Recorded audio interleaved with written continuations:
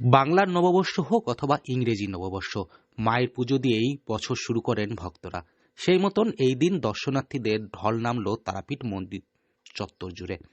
ভোর থেকেই ভক্তদের ভিড় জমতে থাকে মন্দির চত্বর জুড়ে।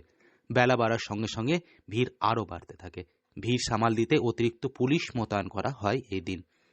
মধ্যরাত থেকেই তারাপীঠ মন্দিরে পুজো দেওয়ার জন্য মন্দির চত্বরে ভিড় জমাতে থাকেন পুণ্যার্থীরা।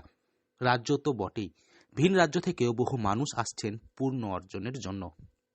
ইংরেজি নববর্ষের প্রথম দিনে প্রায় কয়েক লক্ষ ভক্তের সমাগম ঘটল তারাপীঠ মন্দির চত্বরে।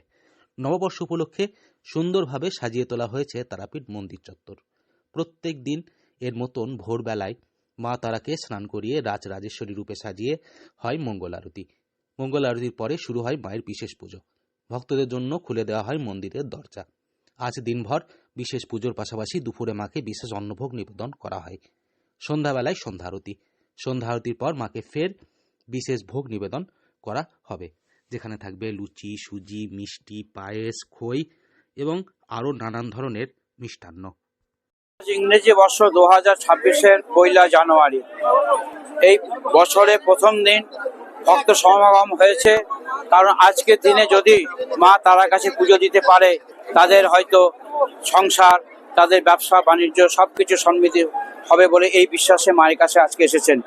যেহেতু আজকের দিনে ঠাকুর রামকৃষ্ণ কল্পতরু হয়েছিলেন, তেমনি আজকে মা তারা তাই তারাপীঠে কল্পতরু হয়েছেন। মানে আজকে ভক্তরা যা যা চাইছে মা যেন দুহাত তুলে তাদের সেই আশা পূর্ণ করছে। প্রতিদিন ভোরবেলা মন্দিরে আগত এক পুণ্যার্থী জানান, প্রত্যেক বছরই আমরা বছরের শুরুটা মায়ের পুজো দিয়েই করি। এবছর এসে ভালোই লাগছে, তবে অন্যান্য বছরের তুলনায় ভিড় অনেকটাই বেশি। এবছর যথেষ্ট ভিড় হয়েছে, তবে মন্দিরের নতুন নিয়ম চালু হওয়ার পর অনেকটাই সুবিধা হয়েছে তাদের। পুজো দিতে গিয়ে অনেকটাই সময় কম লাগলো। আরেক পর্যটক বলেন, আমরা প্রধানত ঘুরতেই বেরিয়েছিলাম, যাওয়ার পথে মন্দির দর্শন করে ফিরছি। বহু বছর আগে তারাপীঠ মন্দিরে এসেছিলাম, এখন ব্যবস্থাপনা আগের থেকে ভালো। দিন ভোরবেলা 4টের সময় মায়ের মন্দিরে দরজা খুলে দেওয়া হয়, কিন্তু যেহেতু এত লোকের সমাগম হয়েছে, আজকে আমরা রাত্রি 3টের সময় মায়ের মন্দির দরজা খুলে দিয়েছি। পৃথক পৃথক লাইনে পুজো দিচ্ছে এবং সকলের বিশ্বাস, সকলের উদ্দীপনা এবং আবেগ যে মায়ের কাছে আজকের দিনে পুজো দিলে পরে সারা বছর তাতে ভালো যাবে, এই বিশ্বাসে তারা পুজো দিচ্ছেন। আমরা পৃথক পৃথক লাইনে ব্যবস্থা করেছি।